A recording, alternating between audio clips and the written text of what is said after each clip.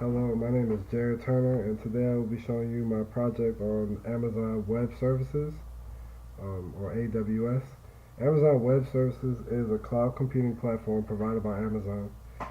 They basically provide infrastructure as a service and platforms as a service.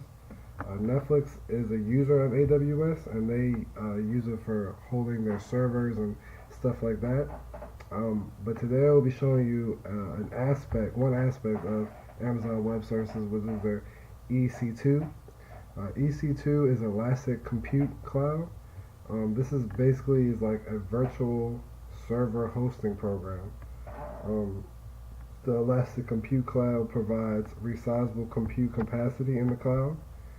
So basically, through this, you're basically making another computer. So you can make different memory sizes. You have to pay for certain aspects of it, so you can add like more memory to it, or run different types of servers and hardware in the actual remote computer that you're creating. But today I will be showing you a free tier version of the Windows Server 2012. There's Linux models, but my program is focused on the Windows aspect of it. So here I'm on the AWS website. It's an instance, so I created a Windows instance. So Windows Server 2, I've done this a couple times just playing around with it, but this is the Windows Server 2. So we have this up and running. To get it, you basically will hit connect to it. When you connect to it, you'll download. When you hit connect, you'll be taken to this page, and you'll hit download the remote desktop file. This file basically allows you to pull up this instance from whatever computer you're at. I'm pretty sure you can pull it at any other computers. Like I said, the cloud itself is private to a key. So when you would hit get password, it would prompt you to put this other key in that you set up earlier. It's a PEM key. Once you put that in, it'll decrypt the password. Like I said, I already had this stuff done. It'll decrypt the password. We have a whole bunch of code decrypted into one short line of code. So here on this, I have it on a Word browser basically, with the password and everything. But so after we do this, after we get it running connected, once I download and everything, it'll basically ask you to log on. So now we can take a look at the actual instance I have pulling up. So now this is the connected remote desktop here. As you can see, I've downloaded a couple things to it. I have XAMPP downloaded.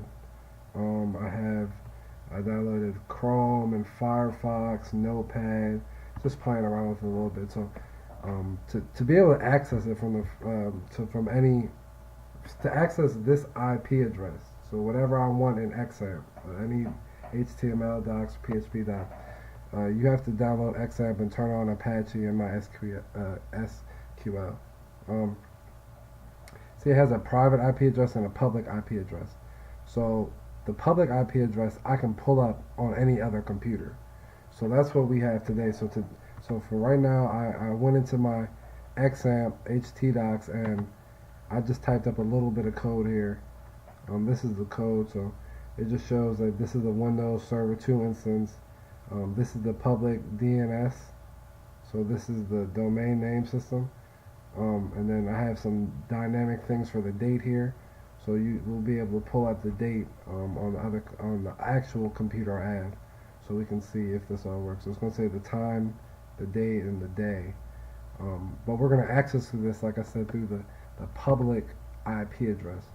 So if we close out of this and now we go back to our Chrome browser on the other page, we can see here that this is the IP address, the public IP address, and the destination is in the project 2 file.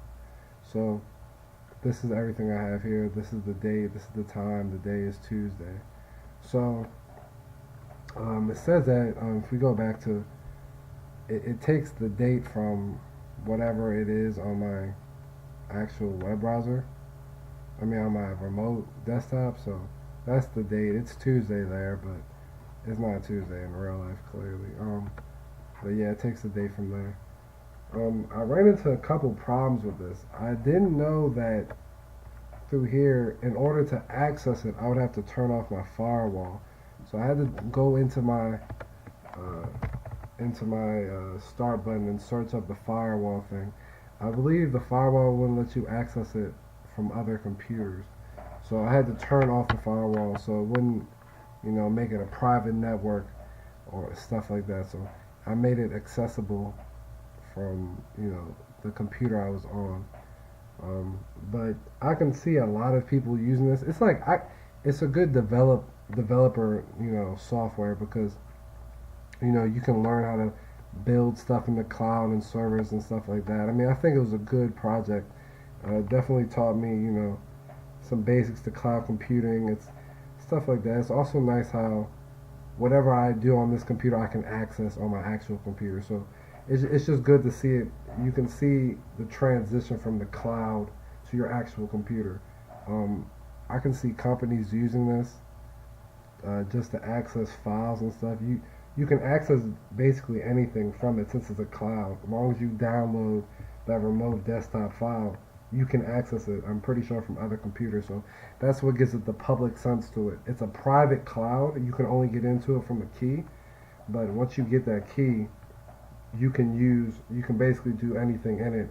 And once you leave it, you can access it from your actual computer. But this was my project, and thank you for watching.